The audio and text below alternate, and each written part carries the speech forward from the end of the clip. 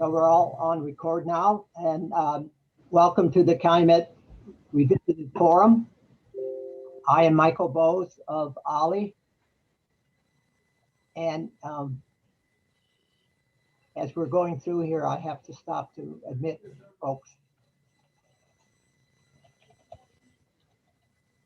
And I'm co-host with Dr. Valerie Penninan of Calumet College. Hi, Valerie. Hi. All right. We are partially funded by the Indiana Humanities and the National Endowment for the Humanities. And Valerie and I wish to announce that we have received a grant from Indiana Humanities to support us during the next year as well. So we're looking forward to that. And that means that we can send out stipends. This is what our grant does. So all of our speakers receive stipends, not very large ones, but stipends as well. So before we hear from tonight's speakers, John Cain and Micah Bornstein, I'd like to hear announcements from anyone. Does anyone have an announcement, upcoming event? A book they've read or written? Okay, I have a couple. The Calumet Nature Exchange, which is facilitated by OLLI, meets this month on Saturday morning, April 17th via Zoom. Colleen McVeigh of the Field Museum will be guest speaker. And some of you know, at these meetings, teachers and youth group leaders discuss ways to talk about nature to students in a virtual setting. And Valerie, you love those virtual settings, right? Also, OLLI just sent out invitations to our 16th annual Greening of the Arts show, reception, and concert to be held in October and November at Calumet College. 2 artists have already signed up, which is unusual. This event began with a one-man show by Roman Villarreal. And I think, Micah, you're familiar with him.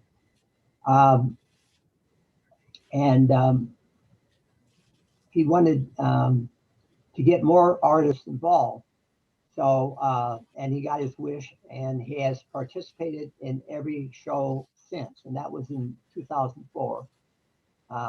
So for the past, this will be our 16th show. This presentation this evening is being recorded. The recording will be available within a week on OLLI's website. Would everybody be on mute except for John? After the presentation, we will have a question and answer session. And now I'd like to turn this over to John. Michael, are you going to ask me a question to start? Just to get the ball rolling? Well, I could ask you a question. What will you be doing for the next year? Well, I won't be idle. I know that. I've been contemplating retiring from South Shore Arts and the Northwest Indiana Symphony. I've been working at South Shore Arts since October. I always think it was October 1st. I have recently discovered that October 1st was not a Sunday, and it was a Sunday. That was my first day of work in 1993. It was the opening of the 50th annual Salon Show.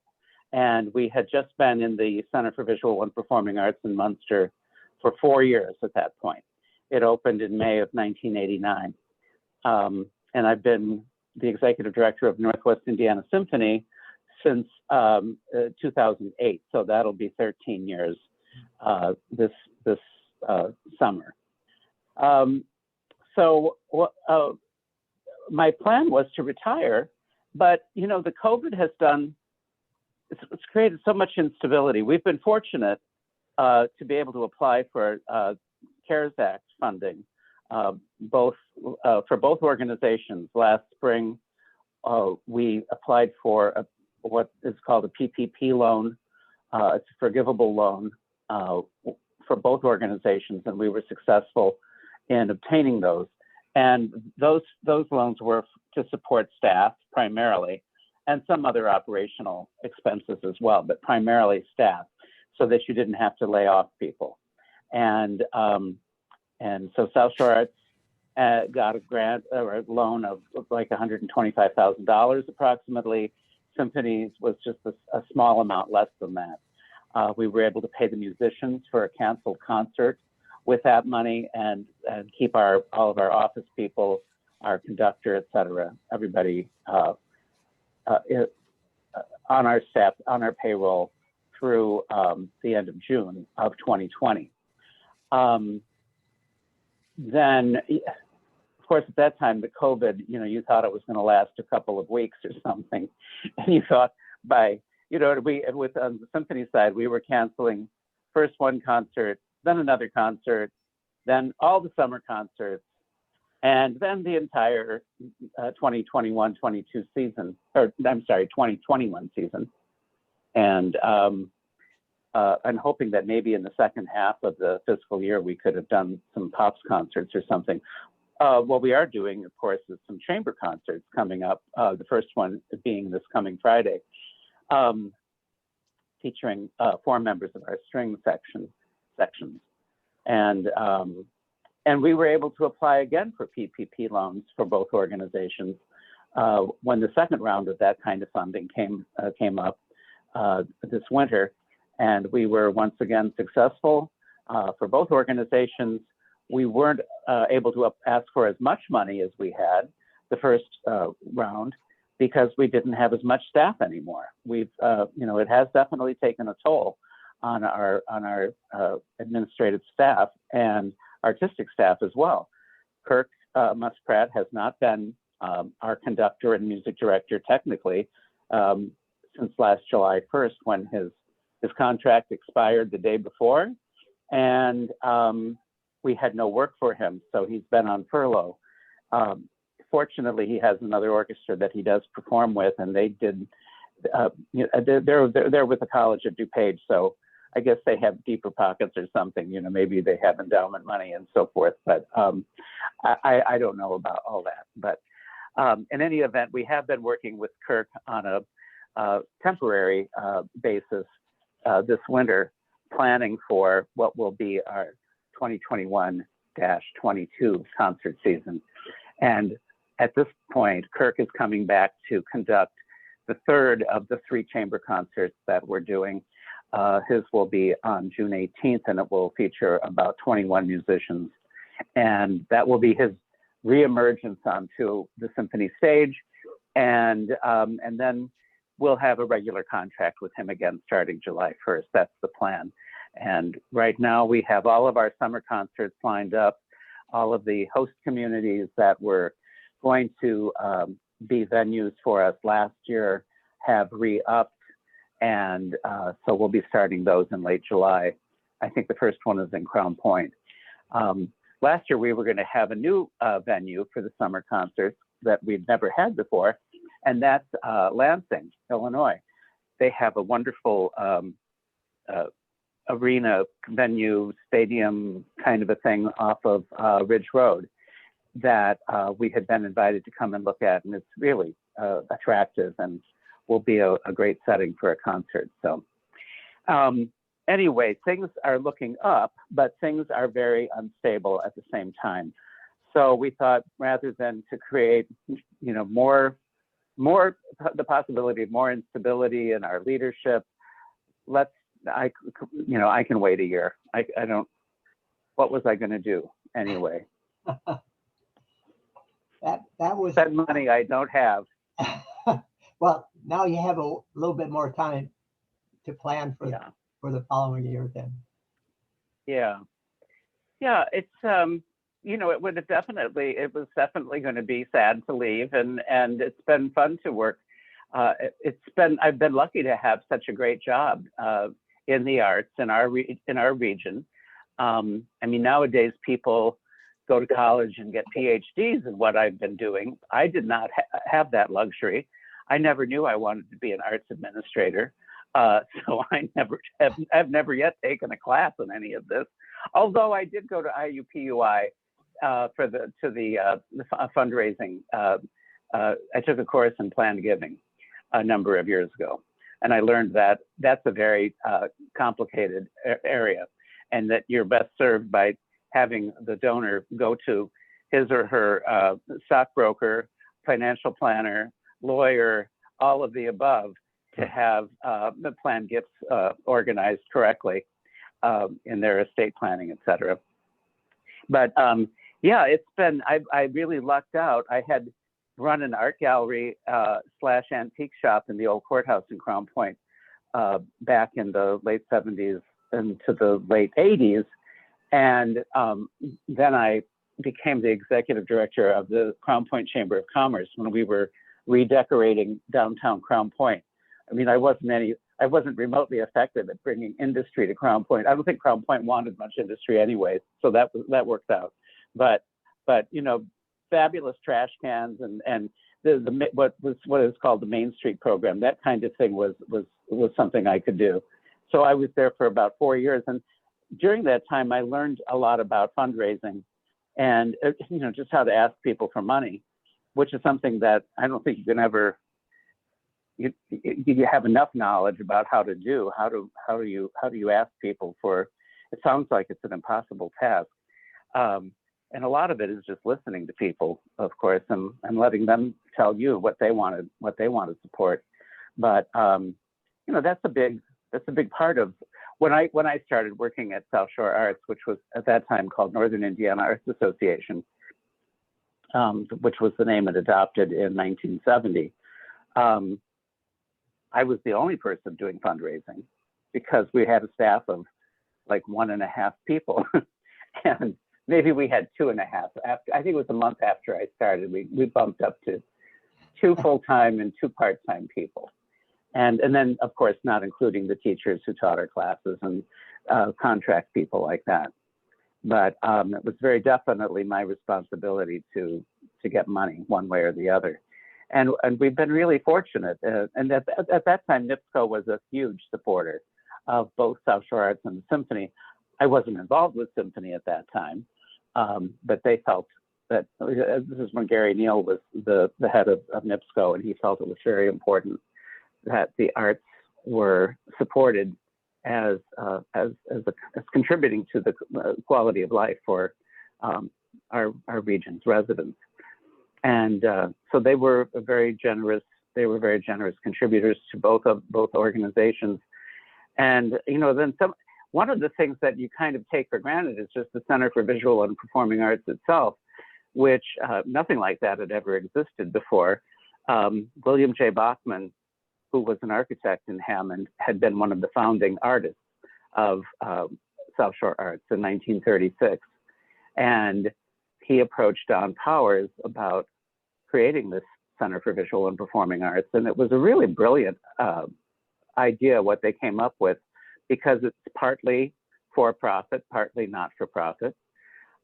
There are multiple reasons why people go to that building. So you don't have to worry so much about attracting people to come in and see art, which is not something that they would necessarily think to do, because but they're there for some other reason. And so, oh, look, there's an art gallery, and they go look at the art, or they look at the gift shop and they buy something in the gift shop. So, you know, we've all kind of scratched each other's backs that way over all of these years. That arrangement is currently diminished because the theater at the center had to close, obviously. They had to quit their operations last spring with COVID, and I don't see any plans currently for them to come back. And I think that was an activity that really brought a lot of people to the building.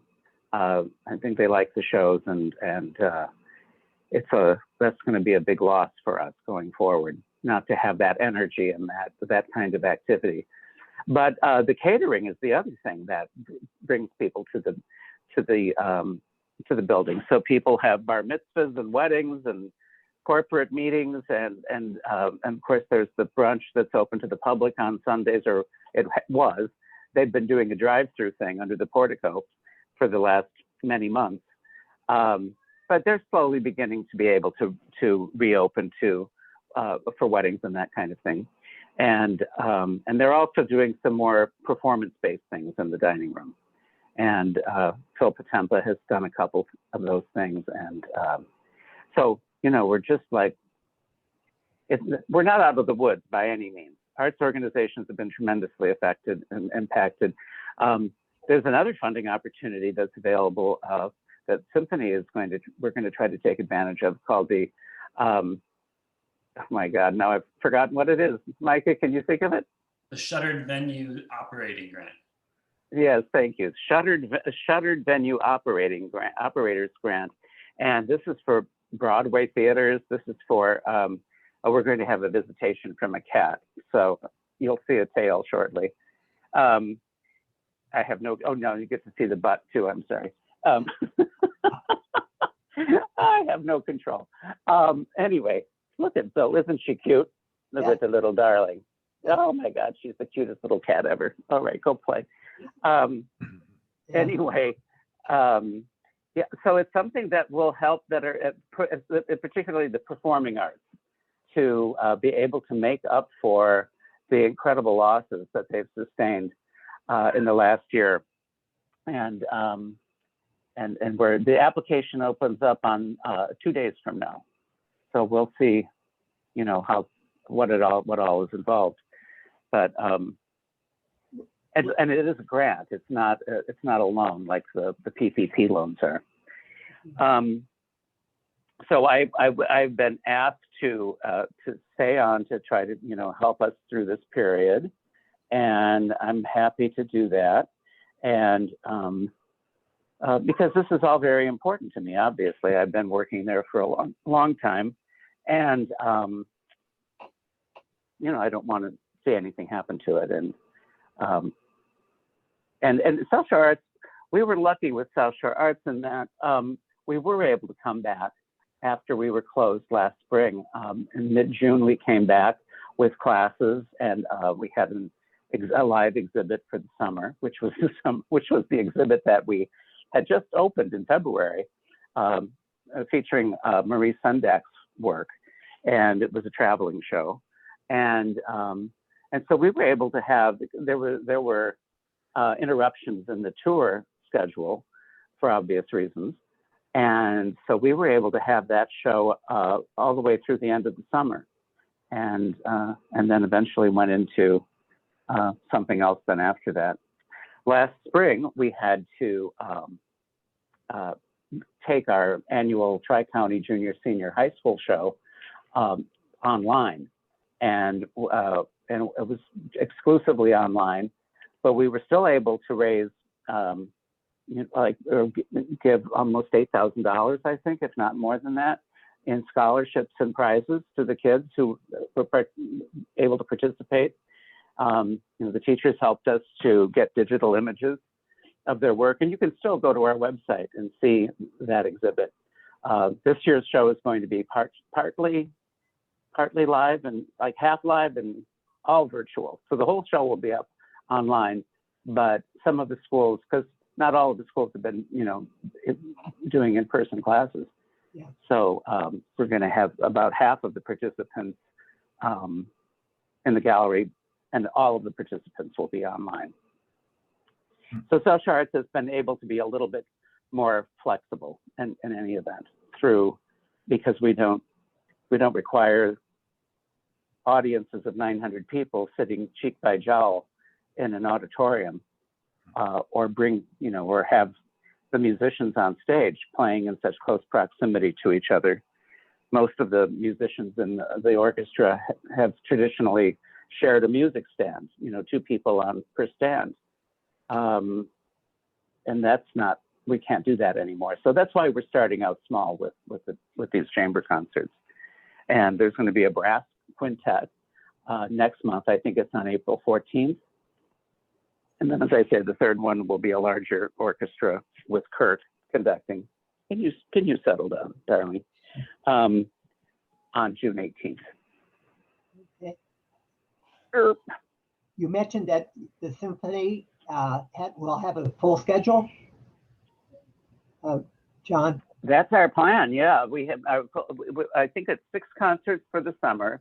Those Okay. are the free ones, and then in the fall, basically what we're looking at right now is whatever we were planning to do this past year, we will do this coming year. Okay. And one thing that one interesting development that is, a possibility is that the new Hard Rock Casino has a 2,000 seat auditorium, and they're going to have a separate family entrance. So there's no limitation on like children would be allowed to be there, for instance. And we always feature children almost always in our concerts, one way or another. And the holiday, so I'm thinking that it's possible that maybe we would do a holiday pops performance there, and and then also do one at Living Hope Church. Living Hope Church has been kind of our home for the last 2 or 3 years, and it's a really lovely setting for the symphony. The acoustics are great, and it seats 900 people, and very comfortably. It's a very nicely designed auditorium, and they've been extremely welcoming to us, and so that's where we'll perform for the most part. Okay. Beginning again next September. Yeah. Before we continue, I meant to introduce everybody at the beginning, but why don't we go through that at this point? And Michael Bowes, co-host with Valerie. Valerie? You have to unmute.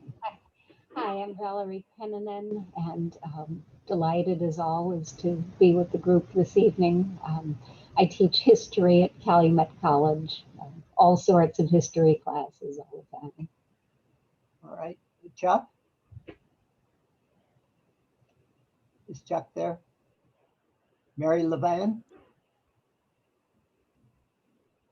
Everybody, maybe Pat Hansen? Hi, everybody. I have no talent, but I appreciate all that you folks do. You have talent. No, I just roam the streets.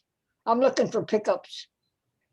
Oh, this is Mary. I thought it was Pat speaking.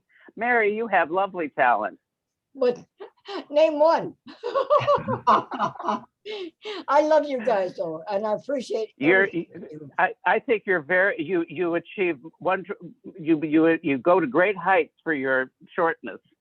Oh yeah. It's all playtime. You guys do the work. I just play. Thank you. We love you dearly, all of you. Thank you. Okay.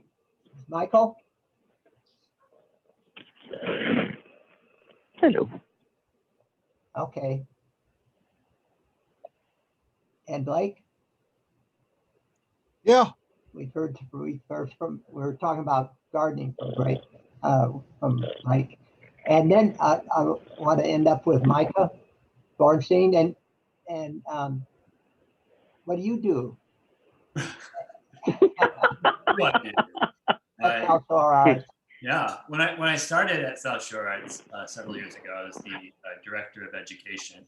I have a strong arts background as both an artist and a teacher, and so that's how I found my way to South Shore Arts. Since then, I've become the deputy director of South Shore Arts, and really in this this year of transition and going forward, I work alongside John and handle a lot of the day-to-day operations, so that John can focus his energies on grants as well as donor relations. So that's the relationship that we're going to have this next year while John's staying on to help us get through COVID-19 and all the ramifications and all of the various programs that we've had to apply to for help. It's been a pretty hefty year, doing a lot of different forms and record keeping and applying to a lot of different programs that we've never had to participate in before. And, so it's been quite a year. I mean, since I have the floor for a minute, I guess I always speak better with images to go alongside that which I'm talking about. So I was going to go to a particular place in, yeah, here we go. I'm going to share my screen because Michael assured me that I'd be able to. So let's just hope that it works. There we go. It's going to work. No problem. So let me just Okay. bring that up. So I think that, and it's going to load, no worries, we'll be fine. I think that one of the things that's been clear in this last year of tumult is that some of the old methods of doing business, some of our old ways of programming, I don't want it to do that. Well, I think we're going to have to live with it. So our old ways of doing things don't necessarily work. And so we found, and it's not that they're bad ways, it's not that they're never going to work again, but sometimes our old methods and models of programming are not flexible when chaos, arises. So what you're looking at here is an IUN program, Indiana University Northwest. It's called the Arts and Action Community Labs. You may be familiar with it. You may have seen it in various newspapers in the area or social media, or perhaps you chanced across it while walking one day. It's comprised primarily of these mobile units you see here. I'm using my cursor to sort of show this. These can collapse and for easy transport and pop back up. And they can be programmed in a number of ways with different materials attached to them. So they're not sort of static. They're just dynamic sort of mobile walls. And they make certain decisions to try to make this seem like it's its own defined space, whether that's just based on how they're arranged, or these sort of pieces of fabric, or not fabric, carpet that they bring with them to various sites to help define that space. What you're seeing here is a particularly windy day. And so these boards are supposed to be out in the parking lot, and unfortunately they couldn't be that day. We've been working with IUN, and I kind of want to go through a few of them here real quick. Oh, I thought I had more than that. Anyway, we've been working with IUN. I'm going to kind of go through this, and we can come back to it if need be. There we go. We've been working with IUN so that we can use those units, and we have in our space. And so one of the things that's really attractive about them is that if you need to shift some aspect of your programming into an open area or an outside area, you can do that, right? And so it's not that all of our programming is going to be flexible, and it's not that all of our programming is going to be on movable kiosks, but we're looking at ways in which our programming can be flexible if the need should arise. So that is why, as John alluded to, we've increased our kind of like our virtual presence on our website, making sure more images from exhibitions are up on our website, as well as more maybe sort of context. So more information about that exhibit appears alongside those images. So if we have to close our gallery, people still have access, and not unimportantly, so that funders know that programming is still happening, right? There's still benefit, there's still things happening, and so now we can be funded. So we're just looking at a variety of models, and sometimes those models also don't necessarily require, but it benefits us, it behooves us to partner with entities like IUN to use their resources. I stopped on this image of substation number 9 because we're going to come back to it later. This is our satellite location in Hammond, but I wanted to talk about a couple programs, one program in particular that, that was, something that I really wanted to start when I came on to South Shore Arts. And by the time that it came to sort of fruition, it was somebody else's program. It was our new director of education. And that's our Teen Arts Board. And so it's a board of young people from all across our region. As the Indiana, as the regional arts partner for the Indiana Arts Commission, we serve, strictly speaking, I guess, in that capacity, a tri-county area, but in reality, it extends beyond that a little bit as well. And so these teens come from all over that service area. And the idea behind the Teen Arts Board is that they can come to our location. It doesn't cost them anything. We might have programs in Hammond or in Munster.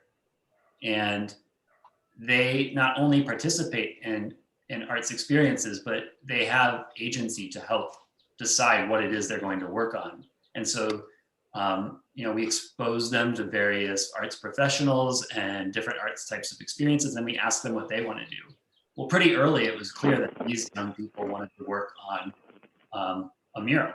And so we can't make a big mural happen overnight. So they started working on our windows with white acrylic paint in one of our downstairs studios at the Center for Visual and Performing Arts. And here you can see, and they came from Hebron, they came from Hammond, they came from Gary, they came from all over to participate in this. And it wasn't a huge cohort of young people. I think at any given moment we had maybe up to 15, and that sort of cycled in and out depending on if they lost interest or if new people came on. But they did represent pretty much the full Tri-County area. I'm gonna hop out of this real quick, and I'm gonna hop over to some. Oh, I didn't bring it up. I apologize. So they just ended up completing a mural project with a local artist named Ish Muhammad. And that's why I had shown this image. This is our substation number 9 location. Ish Muhammad is a well-known local mural artist, artist in general, has his background in graffiti. And these young people wanted to create a mural. So we wrote a grant to the Legacy Foundation, and then with the support of some donors, we were able to fund a small mobile mural. And so it was an anti-racist mural that was created based on the sketches by these young people. It was brought together as sort of a unified whole under the guidance of Ish Muhammad. And it is just completed. And our education director shared with us images today of them working on it in this building because they could spread out. And they're all masked up, right? And it's going to start touring various locations. So it's going to go to Morton High School in Hammond. Then it's going to be visible in various storefronts along Homan Avenue. We're working with the city of Hammond. And because we also have a close relationship, here we come back to partnership, right? We have a close relationship with School City of Hammond. It's going to make the rounds to various public schools in the School City of Hammond. I guess it's just the School City of Hammond. And I'm gonna give people an opportunity to ask questions, but I wanna hop over and just show one more thing. So this is sort of like the other end of the spectrum, right? This is sort of our flagship education program, our flagship studio education program. It's our ceramics program. It's the only class we have right now that runs without fail at, near, or over capacity, right? I probably should have ordered those differently. Near, at, or over capacity.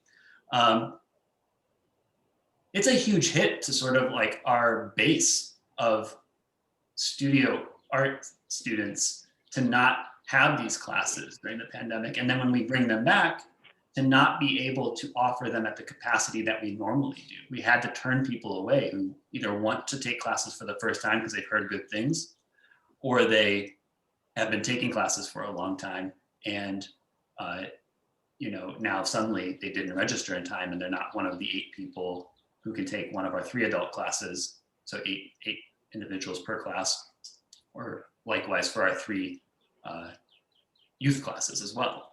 And this program, because it's so strong and because people come to our facility for it, we have recently invested in a brand new kiln.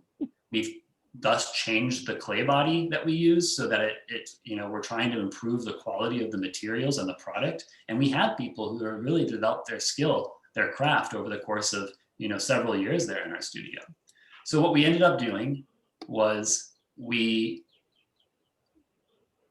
don't see now, I'm just kind of showing you some of the work that comes out of our ceramic studio. And that's our new clay body. So what we did was this room, this studio that these classes used to be in order to accommodate at least 8 people, this used to be a mixed purpose room. We had 2 classrooms in it.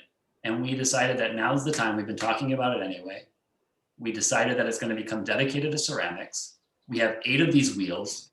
We move them out. Not everybody uses them, but we space them out as far as we could, giving them everybody enough room so that they felt comfortable. Everybody wore masks. They masked up. They complied. There were no complaints. Here's our instructor, one of our instructors, Ryan Bennett, demonstrating how to throw on the wheel. And then I think what the inside looks like of a well-thrown vessel. You can kind of zoom in. You can see he cut this beautiful vessel in half, right, to show everybody what it would look like in profile, or cross section rather.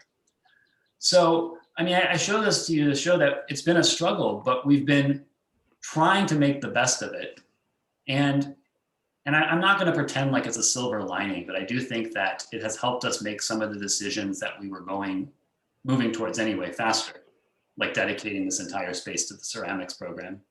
And it's also sort of made us think about what's important: dynamic, flexible space, dynamic, flexible programs, partnerships with people so we can survive and so that they can survive. And also, like, what programs do we keep because we've had them forever, but they kind of like, nobody kind of, there's no enthusiasm, and where do we put our resources and energy? Because we're all, I shouldn't say that, I don't know everybody's background here, but so many of us have backgrounds in organizations or ventures that are cash strapped, or they, you know, have issues around capacity. You always want to do more than you can do, or it's so hard to do the things you think you have to do. So just really reevaluating what it is we do as South Shore Arts and why people come to us.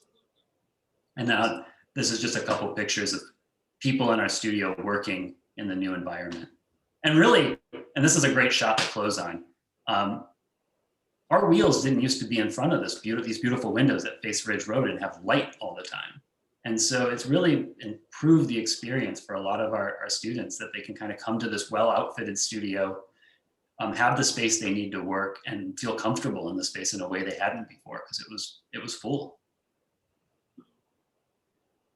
So that's my spiel for now. You asked me a complicated question, and I tried to distill it to the essence, Michael. So one question I have is what you've done during COVID, what you've been forced to do during COVID. Yeah. Will that continue when things change back to normal? I mean, will some of the things that you were forced to do during COVID affect your approach? Yeah, I want to take a swing at it, and I'll try to be concise so that John can say anything he wants to say. You know, I think there's two answers to that, and some of this isn't my own original thinking. I listen to the radio a lot, but I think what we're finding is that, you know, when you put all that content online for a show, for example, well, there's a whole host of accessibility issues that even if you're ADA compliant, you know, yeah, they don't really meet everybody's needs. That's the bare minimum. So when you start doing things like that, you're not only sort of demonstrating to your public that you do programming and here's the quality, you really are making it accessible. Now, the experience isn't 100% the same, but what if somebody has transportation issues and they can't make it to Munster to see this show that the Legacy Foundation, you know, backed with a significant sum of money, or the NEA did because it was quality they felt? Well, now they can at least experience it in some way. Or what if, well, that's the what if. So the other side of that, before I step back, is that I think the funders like it, to be honest. Their name appears next to the image, the example of what they funded, and people see it for a longer period of time because we don't take it down right away. They get to see it. And a lot of the organizations that we work with, you know, the corporate entities especially, they have people whose job is philanthropy, right? And they have to make that case why what they do is important back to the people who have to approve the decisions. And I think this makes it a lot easier for John and our development director to make that case, or help that person in that role at, say, BP or whatnot, make that case back to their superiors. Those are my two answers. Hey, Micah, Blake here. I want to ask you. I want to ask you about the I want to ask you about the art event, and what was the art event about? Were you talking about the one with the movable sort of units? I'm talking about a group of kids from all over the Tri-County area Right. who participated in the event. Yeah. So what was the event about? Here, let me. Because I'm an artist. Yeah. Let me do you one better here. I can make this happen really quick. I was lazy, well, forgetful, not lazy. It was a mural project, and like I said, words by themselves aren't good enough sometimes. So let's do this. Let's forward this to me. John, if you just want to talk for a second while I answer Blake's question with an image, feel free. Sure. But Mike is talking about the Teen Arts Board, Blake, and that's an ongoing project. So it's not just a one-time event. It's the teens have been meeting. The teens met virtually when COVID started up, but they've been meeting in person now since then. Everybody got a little tired of virtual. We started to offer classes virtually and whatnot. This symphony chamber concert that we're doing, well, all three of them, but this one, this coming Friday evening, is limited just 100 people live. But any number of people will be able to access it virtually, both as it's happening and then for a period of time thereafter. So it is great the way that virtual has allowed us to reach an unlimited audience. But as far as people, there has been some people get tired of virtual, and kids do in particular, I think. And so we were glad that we were able to bring our Teen Arts Board back together to work on this project. But it's not just the one project that they're working on. It's an ongoing thing that will continue. The Lebesnick Center in Michigan City has a very active Teen Arts Board that they organized a few years ago, and that was the inspiration for ours. And here's our mural. So, I mean, John, I think it's fair. Well, everybody looks at this. I think the visual holds interest, but I mentioned Ish Muhammad's name. I think some people might know his name, but you want to talk? You've known him longer. He's had a relationship with the organization. Do you want to say a few words? Yeah. About he likes to work with young people or whatever. In the mid 90s, I started working there in 93. So maybe it was 95, I think, as early as 95. We organized an exhibit called Latino Artists in Chicago in the Calumet region. And there was a fellow named Louis Ortiz who worked at NIPSCO, who was our board president. And he was in charge of the corporate art collection that Gary Neal allowed him to build up at that corporation to help support artists and emphasize the importance of the arts. And Louis helped us organize Latino artists in Chicago and the Calumet region. And one of the among the artists that we identified were this group of young guys who had grown up together in Hammond and East Chicago, and who had they were part of a graffiti gang called Kisa, Crazy in Style Artists, and an entity as august. I guess it's August, isn't it? As the Indiana State Museum gave them a show, and for their 30-year history of being the oldest Latino artist collective in the state of Indiana. This was just 2 or 3 years ago. And we engaged Ish Muhammad to curate a show for us called Indie. Oh God, what is it called, Micah? Indie Illy. No, Indie Windy, a love story. Indie Windy, that's it. My God, Indie Windy, a love story, and it was a two-part series that began with Indie Windy, a love story, and it was featuring these graffiti artists who were working both in Northwest Indiana and in Chicago, as well as other places in the country, doing substantial, in some cases, substantial public art commissions. And it was a wonderful show. So the first part was what featured that work. And the second part featured the urban photographers who go into urban settings and take pictures of urban ruins. So those were the And I'm putting those images up for you, John. Those were the images I glossed. yeah, yeah, they're great. I curated that exhibit because I grew up in Gary. I went to City Methodist Church, which is that is the subject of that photograph. It's definitely defined me as a human being to have lived in a place that you had no idea what was going to happen to it when you were a little kid, and there hasn't been much change since then, by and large.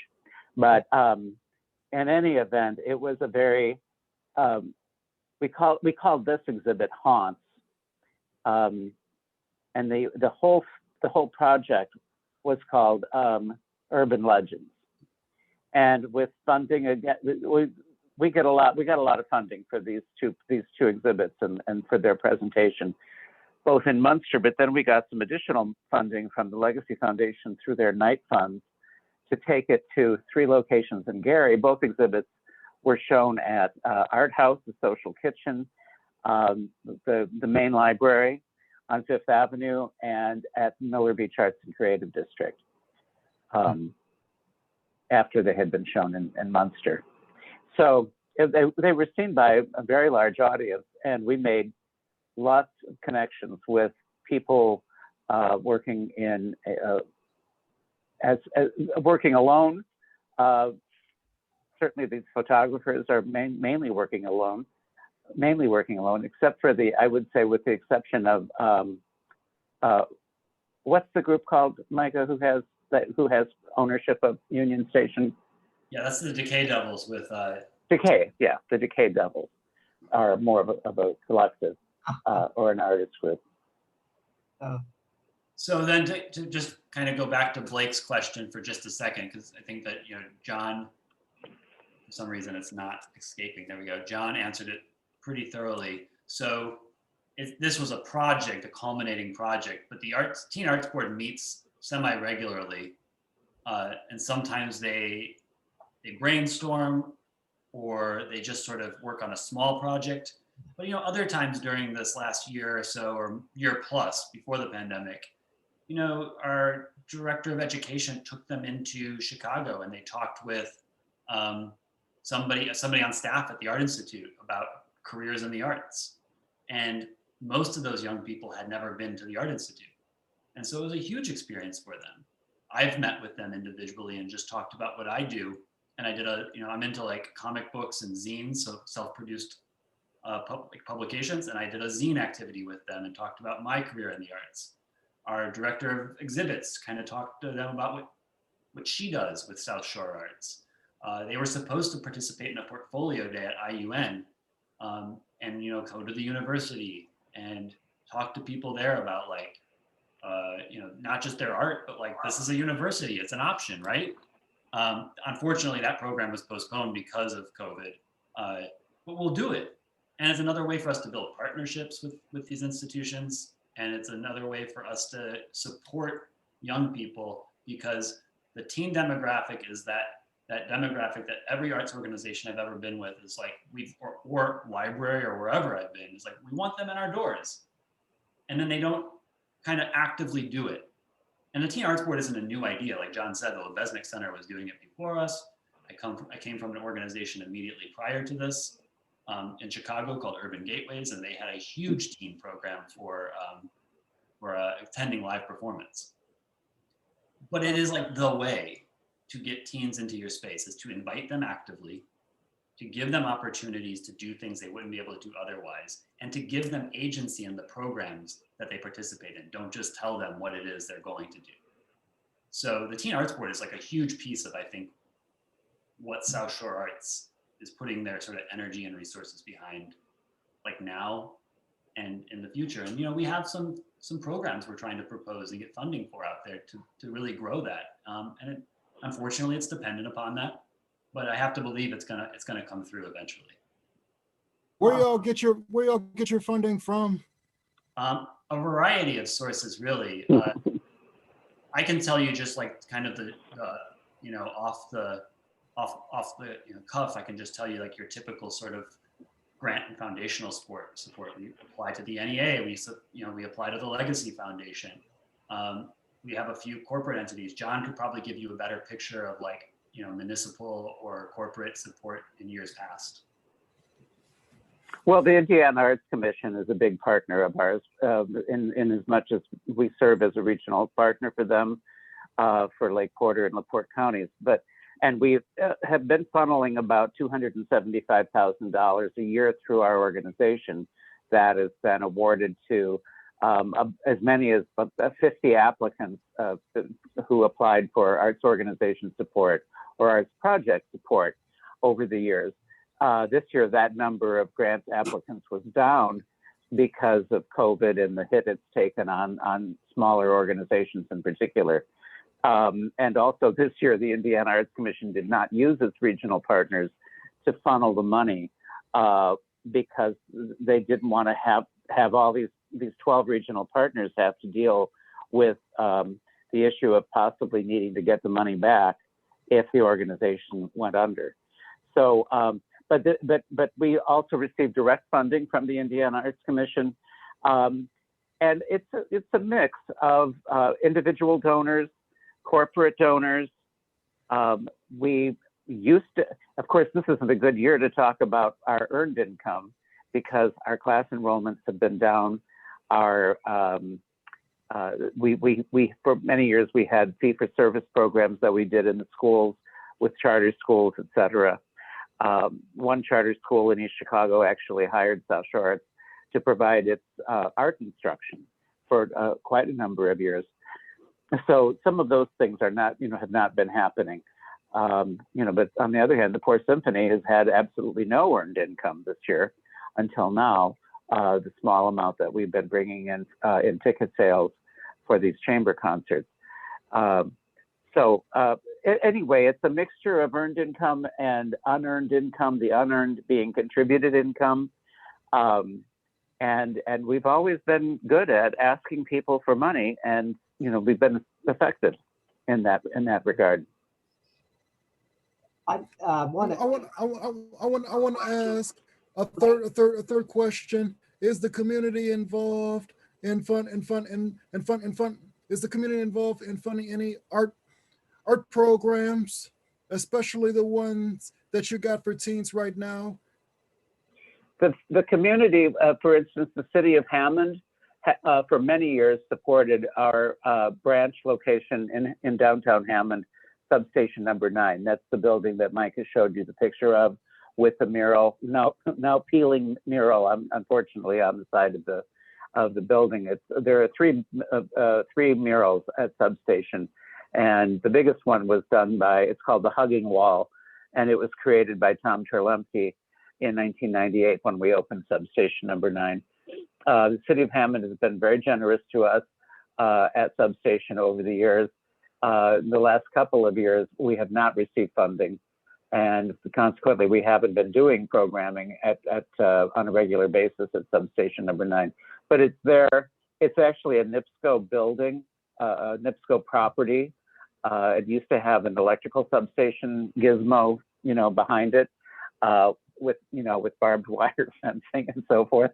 All of that's gone now. But we transformed it into a small urban art center in the spring of 1998, and we've been operating there ever since, although not as regularly in the last couple of years. So City of Crown Point has also provided us with direct funding for the branch location that we operated there, also since spring of 1998. The two branches opened within about a month of one another.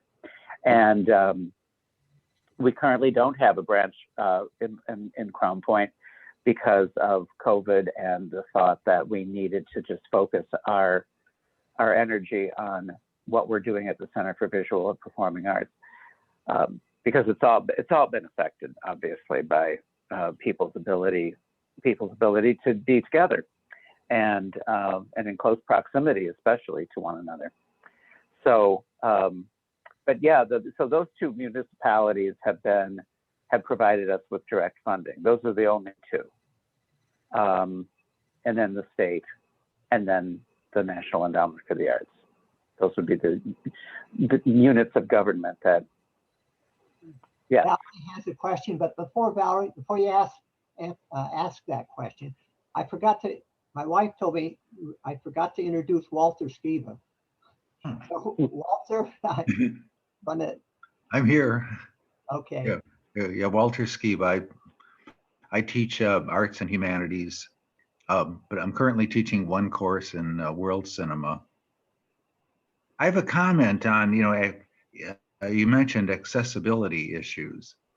The image of the mural on that I'm seeing on my computer is rather small, and I couldn't make out a lot of the text. By some of it I could read easily, but other parts I know something's there, but I can't make out what it says. That would be my fault, Walter. So, I'm going to go ahead and put that up, and then you can ask a question afterwards. I'm going to make it bigger. I just opened it up from my email. But, while Valerie is asking her question of John, I'll put that up for you to look at. And then if you would like to ask a question after that, you can. Okay. Okay, Valerie? Well, this isn't actually a question. I just wanted to say a few words about how South Shore Arts has really enriched the lives of my husband and our children and me. When our kids were growing up, they took art classes, and we still have, the art that they made, wonderful instruction and beautiful results and a lot of fun. And my husband and I, sometimes on a weekend, when we want to have a little date, a little time away from home together, we go over to the gallery, to look at the latest exhibit. And also just a neat little surprise that met me at your current show, which I know will be over in a few days, Work, Fight, Give, which is just a fantastic, very, very fascinating, very illuminating exhibit about, posters that were produced during World War I, partly in direct support of the war effort and partly for humanitarian causes, where there were so many suffering people in so many parts of the world. But anyway, it so happens that a great aunt of mine, to whom I was quite close, was a commercial artist decades ago, 1920s and 30s. Well, her work was not in that show. I don't think she ever did World War II posters. She mostly did magazine illustrations. But anyway, one of her friends was represented by a piece that he did in the show.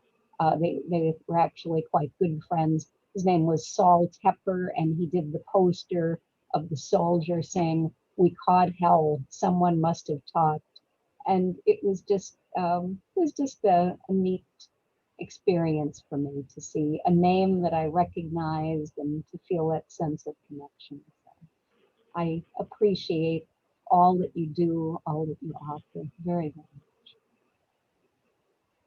I want to ask one last question. I just want to ask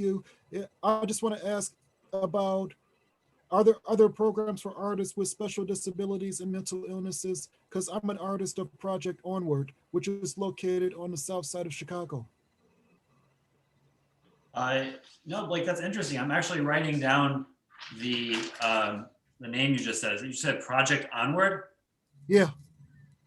So, I mean, the only answer I can give you to that is that is one about our organization, and I guess in the role of like lifting up other organizations to highlight their good work, I would say that we've had a long-standing relationship that predates me with Tradewinds in Maryville, and we have done a number of programs since I've been there where we both make our performance programs, whether they be the concerts with the symphony or whether they're we used to do a puppet show as well.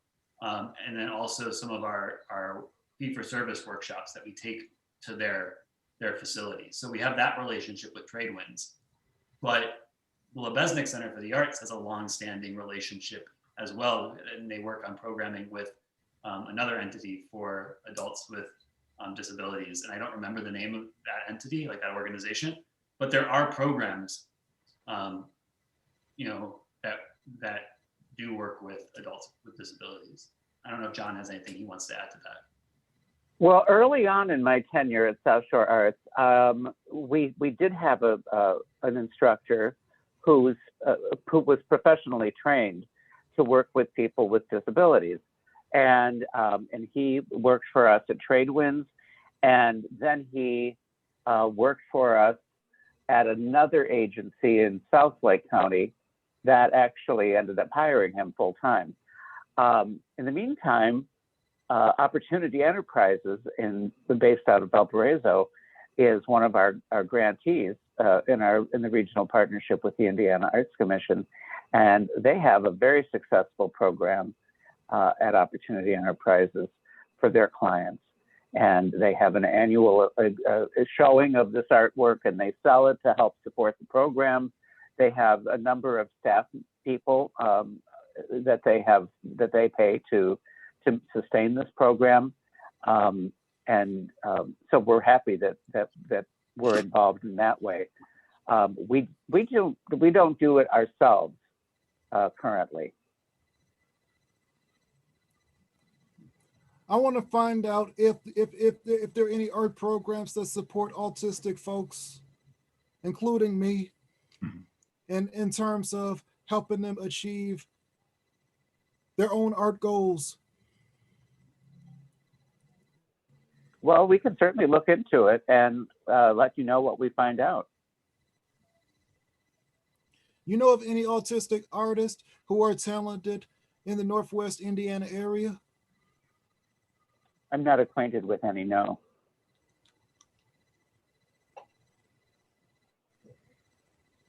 Okay, Walter, did you have any questions, any more about the mural? Yeah. This is much better, but there's one section. See, equal rights for all does not mean, and it looks like there's some text. Now it's, less rights for some. Less right for some. Okay, that was hard to make out. Yeah.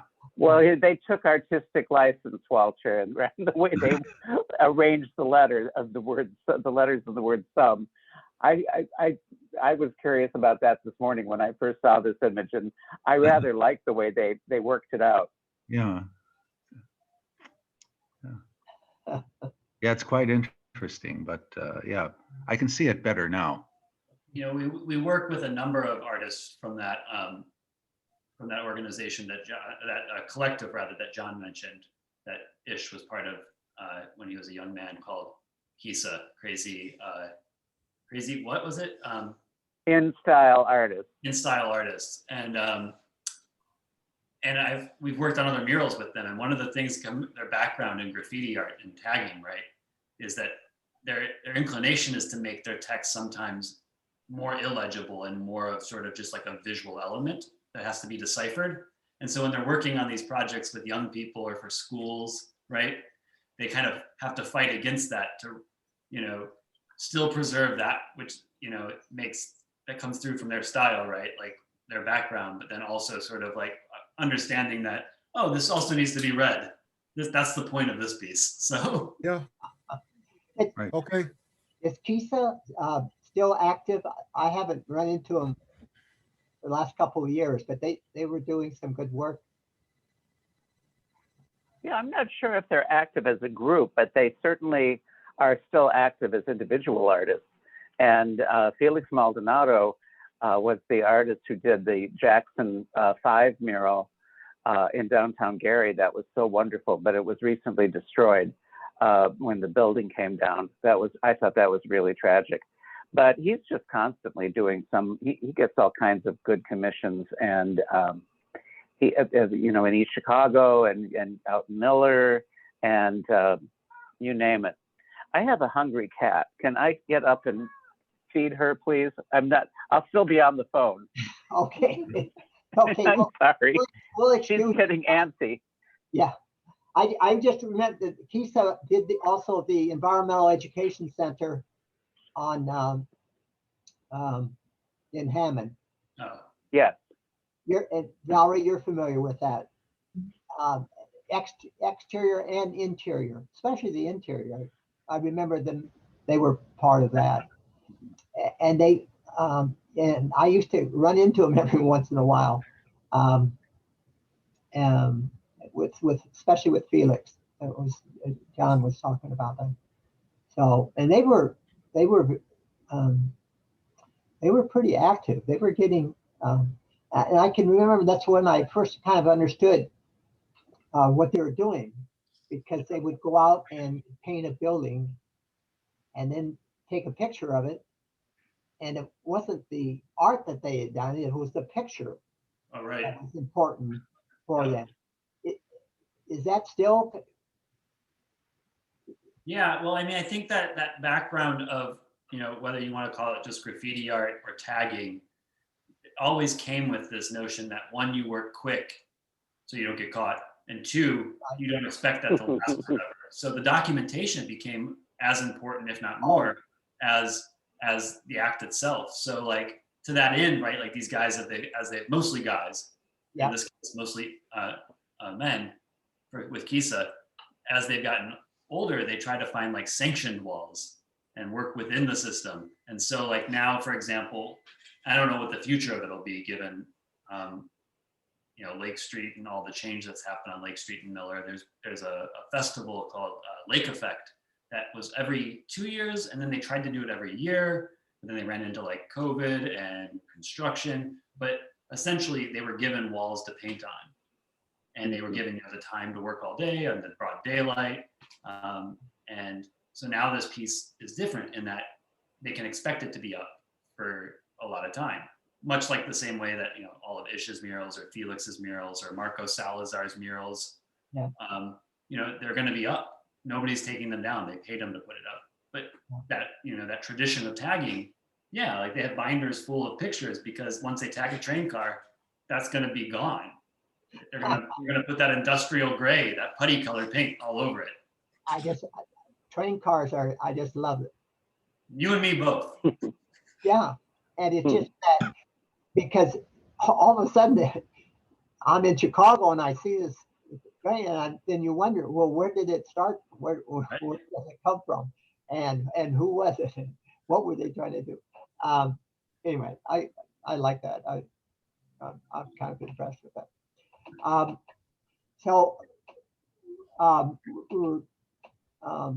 there further questions, or are we all tired? Like, want to retire with the cats?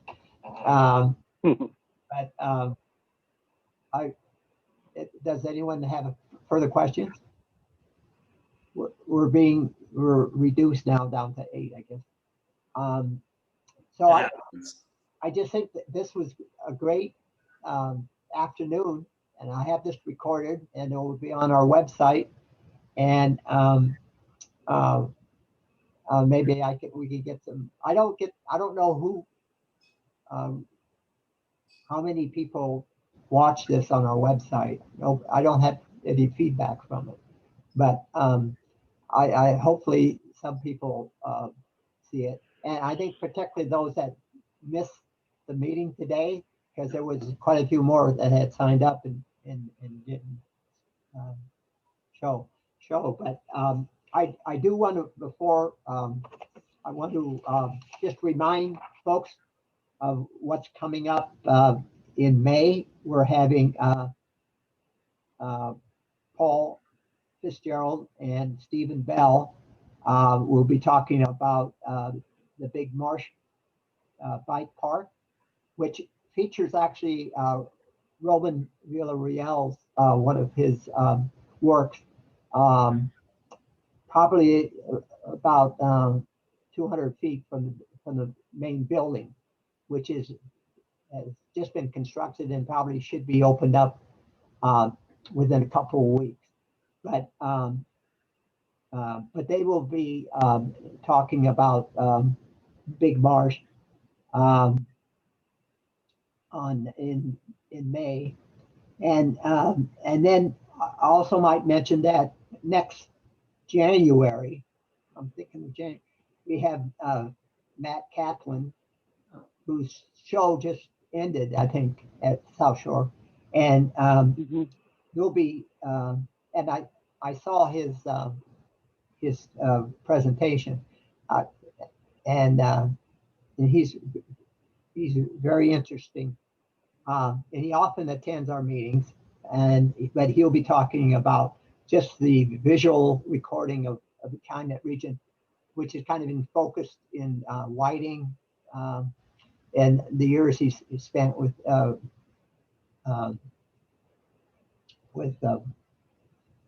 the refinery, but also just areas also in southeast Chicago in the area. So and I just want to bring that up because and I can remember he had an exhibit at Substation 9 a couple years ago, I think, and our Greening of the Arts show when we started out, we had it would open at the Environmental Education Center, and then we would move to another location. And one year we moved to Substation 9. I remember that. Now, thank God, we don't do that anymore because the people, especially those working with metal sculptures, that was heavy stuff sometimes, and having to move it from one location to the other would, and particularly if the artist was older than he would kind of struggle with moving it. So, but thankfully we settled at Calumet College and we don't move anymore. But anyway, thanks everybody. And I was interested in meeting Micah and Meet you, Michael. and John and I run into each other at meetings once in a while. So, and in fact, you interviewed me once on your show. So anyway, thanks everybody for joining. Thank you for having us. Thank you. A great presentation. A great thing to do during COVID, and I really enjoyed it. Take care. Take care. Bye-bye. Adios. Adios.